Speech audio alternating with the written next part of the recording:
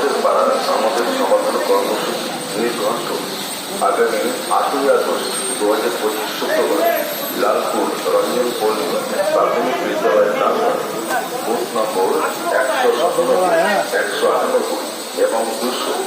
11ই August 2025 সোমবার জাতীয় model school 195, 110, 211 এবং 212 নম্বর বুথে 20শে আগস্ট 2025 বুধবার কামালপুর আদর্শ বিদ্যাপীঠ বাড়ি।